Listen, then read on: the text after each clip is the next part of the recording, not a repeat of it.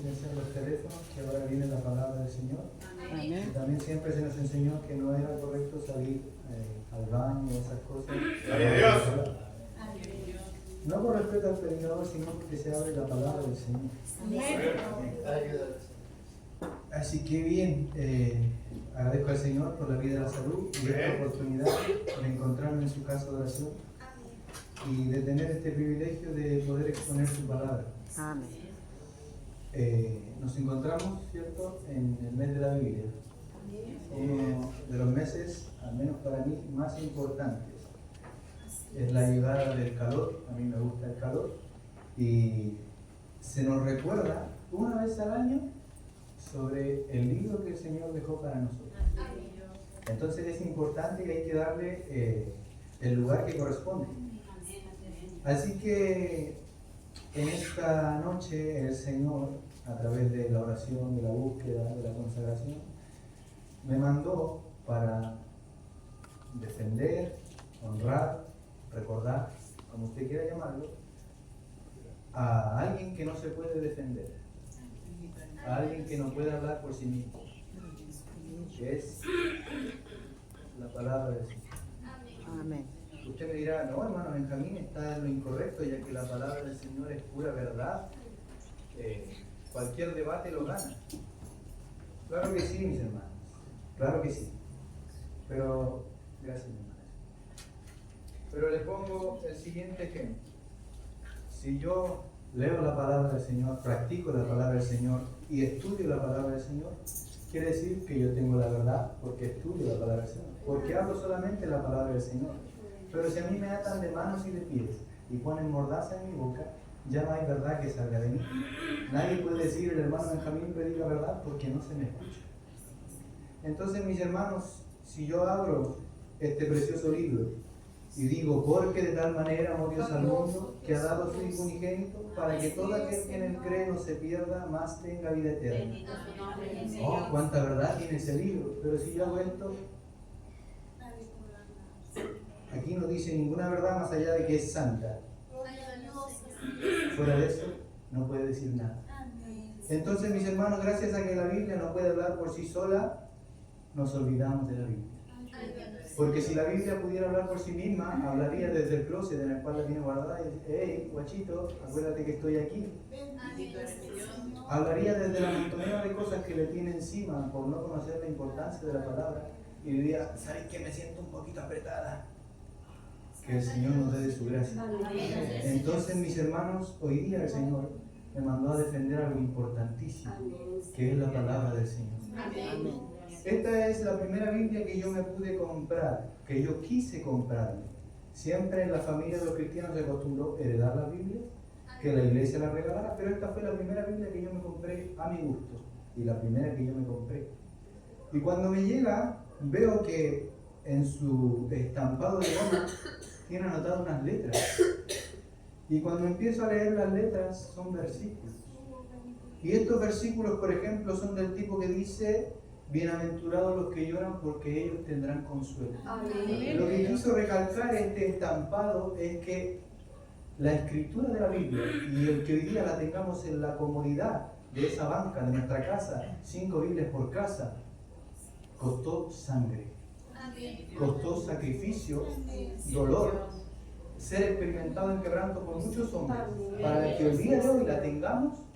Y en el error que caemos todos los seres humanos es que la cotidianidad hace que le perdamos el respeto a las cosas. Entonces, mis hermanos, que el Señor nos dé de su gracia en esta hora para hablar de la palabra del Señor. La palabra del Señor se encuentra en Salmos, capítulo 119, versículo 105.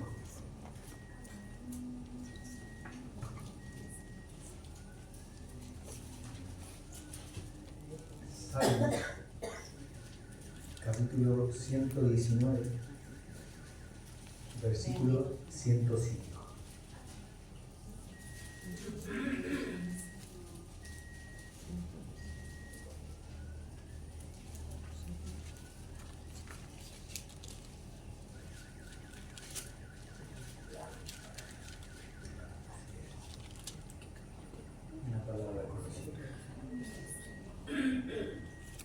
Salmos 119, versículo 105. Bien, habiéndolo encontrado, le daremos lectura en el nombre de nuestro Señor Jesucristo. Amén. Dice así la palabra del Señor. Lámpara es a mis pies tu palabra y lumbrera a mi camino. Gloria a Dios. Que el Señor nos bendiga por la Amén. lectura de su palabra. Bien, mis hermanos. Entonces, haciendo este pequeño recuento, ¿cierto? El Señor nos lleva ahora. A orar por la palabra. Ah, cierto, perdón, me adelanté. El pastor, como es la costumbre, nos llevará en esta oración. Amén. Amén. Pero antes de llegar a Josías, ¿cierto? Vamos a pasar más atrás, por el padre y por el abuelo. El abuelo de Josías se llamaba Manasés. Y Manasés era un hombre que venía de crianza, lo que hoy día llamaríamos cristiana, solo que antes no estaba Cristo. Conocía de Dios. Su padre fue un hombre de Dios e hizo lo correcto delante de los ojos de Dios. Pero Manasés se desvió. Típica, parece algo cliché de la historia de Israel, un rey bueno, un rey malo, un rey bueno, un rey malo. Y se desvió Manasés. ¿Y qué es lo que hizo este personaje? Mandó a levantar estatuas de Acera, de Baal, de Moloch. Solamente Dios estaba. Y se olvidó de Dios. Desde entonces que el templo también empezó a quedar abandonado. Gloria a Dios. Pero al final se cumple la palabra del Señor que le había dicho a él que iba a ser castigado. Entonces el Señor les dio el poder a los babilonios y agarraron, atraparon a Manasés. Y Manasés, estando lejos de su tierra, en Babilonia, clamó al Señor. Gloria a Dios. Y el Señor misericordioso escuchó su oración, escuchó su arrepentimiento y lo perdonó. Perdonó a un hombre que alabó a Moloch, el cual pedía sacrificio de niños en fuego. Que el Señor nos bendiga. Amén. Y comprendamos qué bueno es el Señor. Al final Manasés vuelve a su tierra, ¿cierto? Pero ya el gobernante era otro, y este era Amón. Que el Señor nos bendiga. O más bien se estaba preparado para ser el gobernante, ya estaba casi firmado. Dentro que duró el reinado de Manasés, lo que mandó a hacer fue destruir las estatuas que había creado. Gloria a Dios. Duró poquito tiempo y Amón toma el reinado. Y Amón vuelve a cometer el mismo error de su padre. Levanta estatuas para Acera, Baal y Moloch. Que el Señor tenga misericordia. Amén. Y dice su palabra que este fue un castigo para Manasés porque él ya quería hacer lo correcto delante de Dios. Y Amón no solo hizo lo que su padre hizo, sino que dice la palabra que acrecentó aún más el mal. Es decir, superó a su padre en cosas malas. Y entonces, dentro de este mal reinado, nace Josías, hijo de Amón. Y tanto era el caos que estaba en el pueblo que los propios siervos, nos cuenta la palabra del Señor, que servían a Amón, procuraron matarle. Y mataron, dieron muerte a Amón. Y tanto estaba el libertinaje y la euforia en el pueblo, que el pueblo después buscó a los siervos que mataron a Amón y le dieron muerte también. Entonces pensaron que podría ser algo de no terminar, pero la palabra del Señor se cumplió cuando había profetizado que llegaría Josías. Y aunque parezca ridículo, a un niño de 8 años lo pusieron en el pueblo. Para información suya, Josías viene siendo el segundo rey más joven de Israel. El primero tenía 7 años, el segundo, que es Josías, tiene 8 años.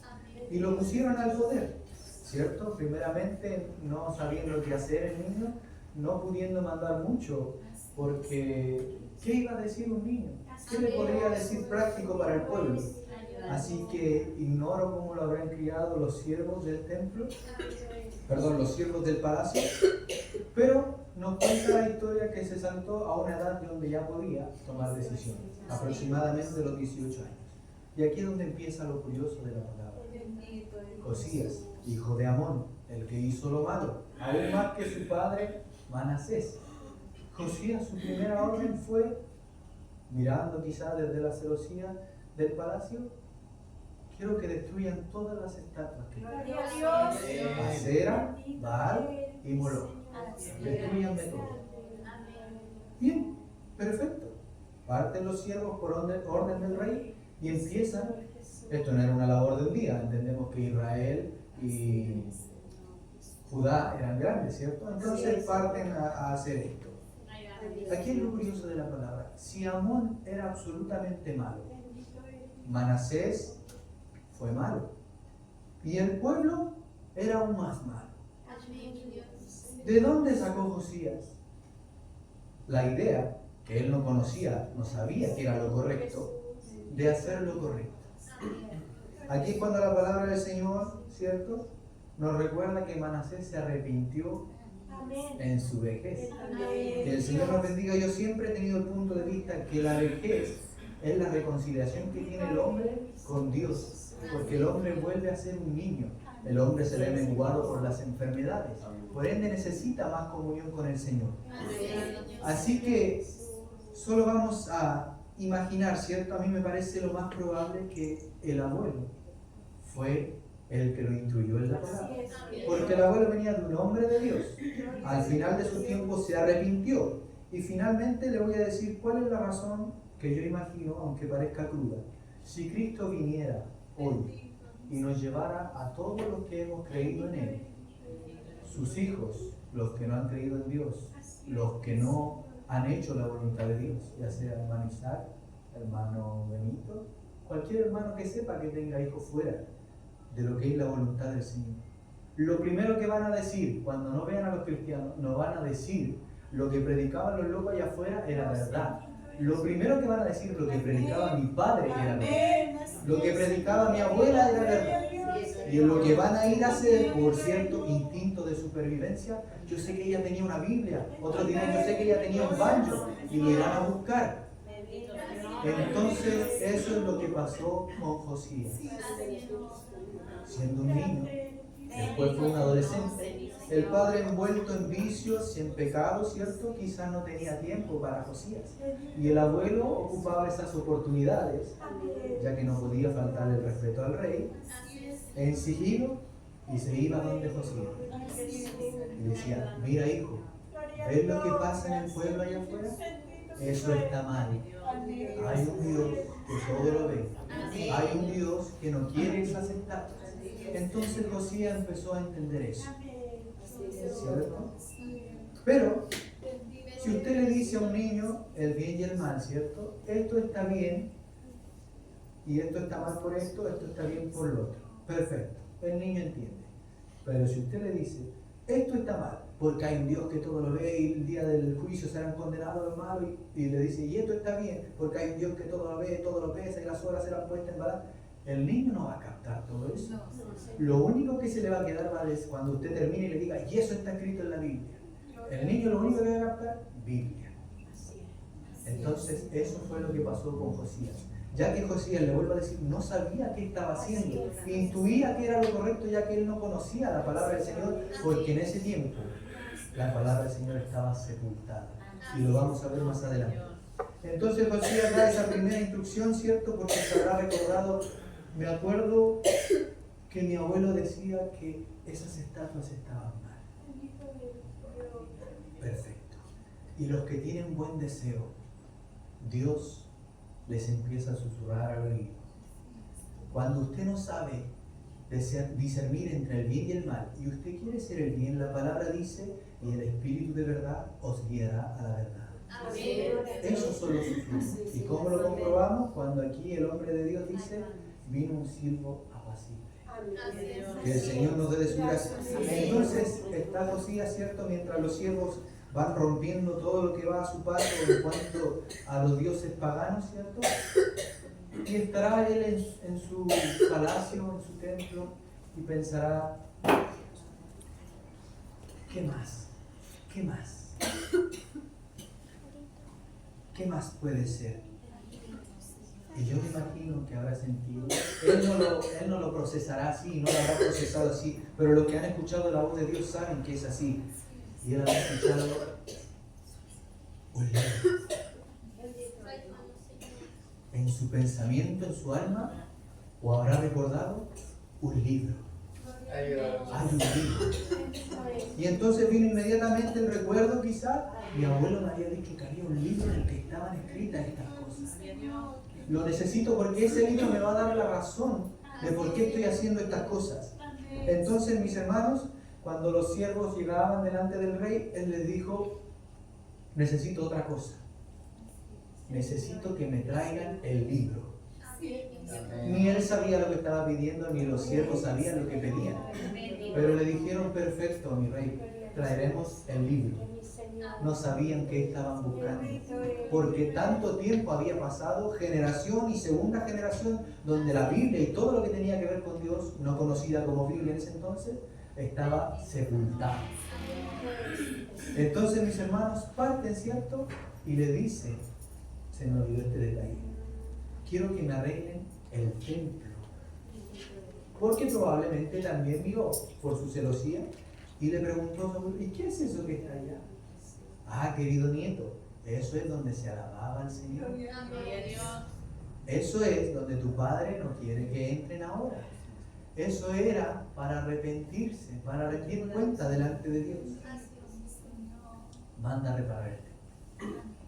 Sus siervos parten para allá, ¿cierto? Dicen que con la plata que habían recaudado, que quedaba, se la pasan a los carpinteros, a los maestros, a los ingenieros, a todo aquel que fuera conocedor de algún tipo de obras, y entre los cuales también había músicos. Y se la pasan a ellos, ¿cierto? Y los siervos solamente vigilaban que hicieran el trabajo. A todo esto la palabra del Señor dice que Josías pudo conformar algo que hoy día no existe. Juntó hombres honestos para gobernar, lo que hoy día se le llamaría un buen gobierno, cosa que no existe, sino que son hombres de Dios al mando. Es la única manera de que la tierra de Dios sane. Y parten estos hombres, ¿cierto? Preparando el templo, ¿cierto? Estaba el primer al mando vigilando cómo hacían todas las cosas, mientras que el segundo al mando, levantando unos escombros, encuentra un trozo de la palabra del Señor. Los estudiosos dicen que era una parte de Deuteronomio. Y cuando encuentra el libro, inmediatamente supo que eso era. ¿Por qué? Porque basta leer cualquier otro libro de filosofía, ciencias sociales, lo que usted quiera, compárelo con la Biblia. Un solo versículo, una sola estrofa, y esto produce vida. Lo demás no produce. Entonces abrió sus ojos y dijo, esto es.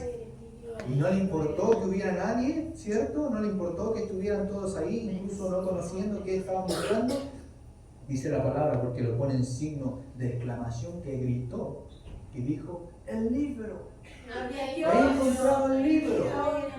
Y se lo lleva a su primer al mando, se lo pasa y también comprendió absolutamente que era lo que el rey estaba buscando. Gloria a Dios. Parte en donde el rey nuevamente, me imagino que como era la costumbre cuando se presentaban delante del rey para siempre vives, hemos preparado el templo, está quedando precioso. Y una cosa más, encontramos el libro. Dice que el rey se emociona y le dice, léemelo. Dice que él lee lo que había encontrado y automáticamente el rey, en son de arrepentimiento, de culpa, dice que rasga sus vestiduras. Y aún no saciado con esto, dice, llévenlo donde un hombre de Dios y que me lo interprete. Porque no se quería quedar con la sed, no se quería quedar con una incomprensión, quería verdaderamente que Dios le hablara. Y se lo llevan donde una mujer de Dios, no un hombre de Dios, donde una mujer de Dios. Le muestran el trozo que estaba perdido. Imagino que la mujer también se vio conmovida y nostálgica porque la palabra de Dios estaba completamente enterrada, completamente perdida. Y el Señor le da revelación. Y la revelación de la mujer fue: grande castigo viene para Israel. Dios castigará a Israel en gran manera. Pondrá mano dura sobre Israel y limpiará a Israel como quien limpia un plato. lo da vuelta y lo deja secar. Eso viene para Israel. Segundos de silencio, porque todos esperaban encontrar una buena noticia. ¿No es que la palabra de Dios da vida? E inmediatamente la mujer añade: pero tú, Josías, tú no verás estas cosas, porque tú has buscado hacer lo bueno sin conocerme. Por ende, tu reinado será glorioso. Israel será levantado y no verás ninguna de estas cosas. Serás enterrado en paz y enterrado junto a tus ancestros. Que el Señor nos bendiga, mis hermanos. Qué importante es buscar a Dios de corazón. Y cómo apoya a Dios a los que lo buscan de corazón. Entonces, gracias a un hombre que tenía una intuición, Dios lo fue avalando y susurrando en el oído: sí, vas bien, ahora te falta esto, ahora te falta lo otro, hasta que encontró el libro que le dijo: estás haciendo lo correcto, porque los malos serán quemados, mas los buenos serán premiados. Encontró la respuesta del Señor. Por eso es importante la Biblia, porque usted dice: oro con Dios y pareciera que Dios no me escucha.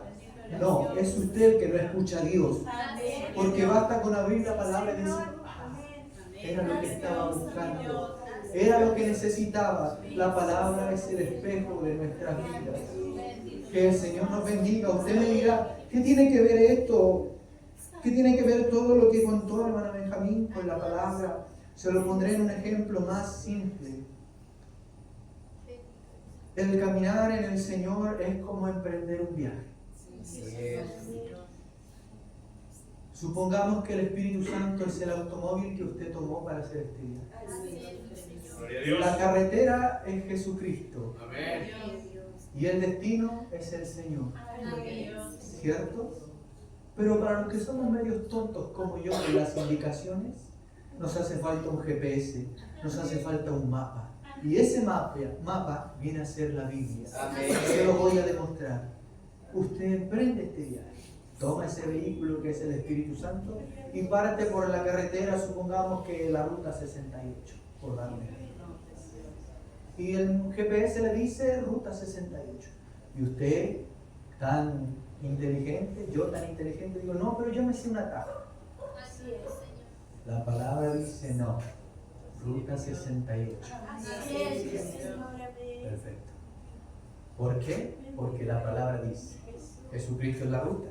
Yo soy el camino, yo soy la verdad, yo soy la vida. Eso es decir, no hay otro camino, no hay otro atajo. Toma la ruta 68. Perfecto. Vamos por la ruta 68. Luego de esto, nosotros, ¿cierto? Creyéndonos tan inteligentes, empieza a faltar benzina. ¿Cierto? Y nosotros decimos: no, pero queda medio estanque, alcanzo a llegar. Total, no sé ni para dónde voy. La palabra dice: pasa a cargar benzina. No, si queda medio estanque. La palabra dice: no seas sabio en tu propia prudencia. Pasa a cargar benzina. Perfecto. Pasamos a cargar benzina. Qué importante es tener un GPS que hable, ¿cierto? Que te vaya indicando qué hay que hacer y qué no hacer. Finalmente, ¿cierto? Porque este camino no hay, como se le dice, jubilación. Entonces seguimos hasta que la carretera, no sé si usted ha tenido la oportunidad de viajar al final de algún camino, ya no es de cemento, ya no es lindo, ya no alcanza ni la pintura y termina yendo por el camino de tierra pedregoso. Entonces usted dice: creo que me voy a devolver. Creo que me voy a devolver. Y en eso se escucha el GPS, nuestra palabra que dice: el que persevere hasta el fin, este será salvo. Que el Señor nos bendiga. Entonces, así de importante es la palabra. Porque le dijo a un hombre que todo lo que estaba haciendo estaba correcto. Que el Señor nos dé de su gracia. Entonces, mis hermanos, lamento que muchos no estén aquí, pero lo voy a decir de igual manera. Hermano Mario, no escondas, no dejes tirada tu Biblia. La Biblia te dignifica. Borracho, pobre, sin zapatos, bueno para nada. Sin embargo, la Biblia te enseñó a predicar. Y ahora cuando te escuchan en la calle, dicen, parece filósofo, parece que tiene un doctorado en ciencias sociales. Esa es la palabra que te dignifica, que te hace, te pone vestimenta y te hace parecer un empresario que sabe de lo que está hablando ante los demás. Y a eso se le llama gracia y sana doctrina. Hermano Nelson, no dejes tirada tu Biblia. Y dejarla tirada no me refiero solamente a que esté físicamente ahí tirada. Dejarla tirada significa no leer la Biblia, porque ahí es cuando se complementa la conversación. Oración, respuesta. Oración, respuesta. No dejes tirada tu Biblia porque ella te corrige.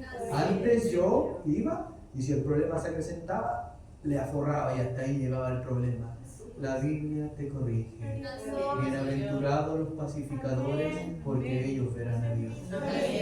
Que el Señor nos dé de su gracia. Qué importante es esta Biblia, que de lo prudente que llega a ser, no la leemos. ¿Cómo es mi pastor? Escudriñar las Escrituras. Porque os parece que en ella hay la vida eterna. A mí no me parece, así es.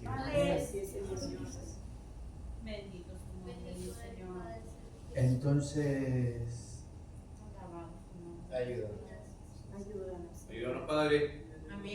no puedo yo expresarles o transferirles lo importante que es para mí la Biblia, pero yo soy uno de los que la Biblia ha dignificado.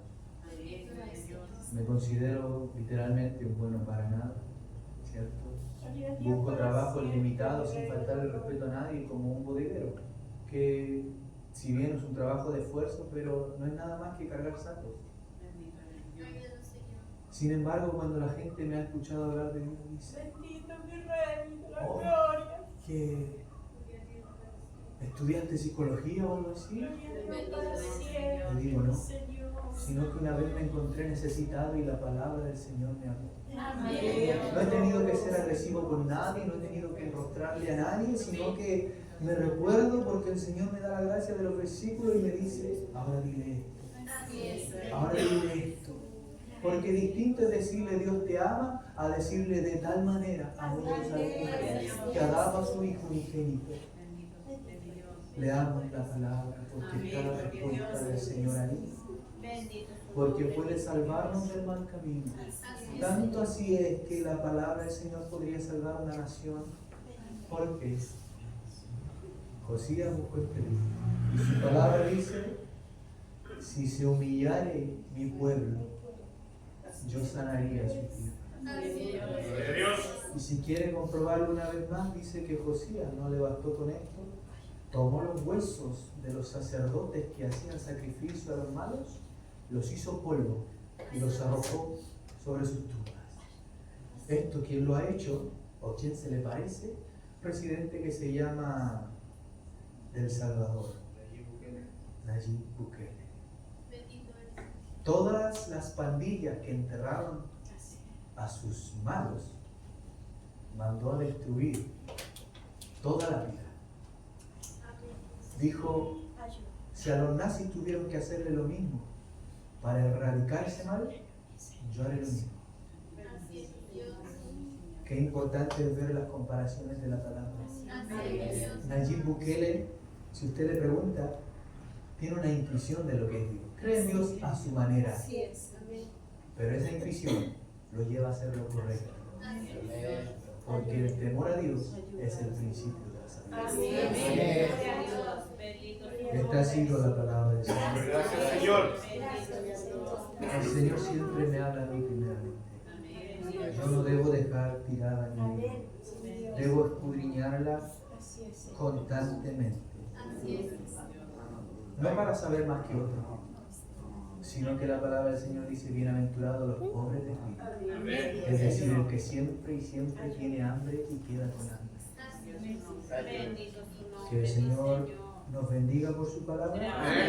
Para Él es toda la honra, toda la gloria. Gloria a Dios. Y le estaré pidiendo a mi hermana Alexandra que pueda agradecer por la palabra del Señor. Amén. por todo, Señor. Pedimos en esta hora, Señor bendito, que Gloria a Dios. guarde a cada uno de sus hijos, Sea mi Padre. Dios. Por Luis Hernández, Señor, Amén. que ha sido asaltado, Padre, y pedimos que Gloria a usted Dios. arregle su vida, Señor. Amén. Señor, sánalo si está enfermo, cúralo, Señor amado, si está herido, Señor mío. Gloria a Dios. Guárdanos de todo mal, Señor, de todo peligro, por el Hijo de Dios. Cuide a sus hijos, Padre mío, Señor. Cuide sus hogares, Señor, ellos andan acá ahora, pero cuide sus hogares, Padre mío. Que su ángel, Señor, acampe alrededor de sus hogares. Gloria a Dios. Acompáñanos ahora, Señor, que usted nos acompañe a cada uno de nosotros, Amén. a nuestros hogares bendecidos, Gloria a Dios. con la bendición del Padre, del Hijo y del Espíritu Santo. Amén. Gloria a Dios. Gloria a Dios. Gloria a Dios para siempre. Que nuestro Dios de paz nos guarde. Amén.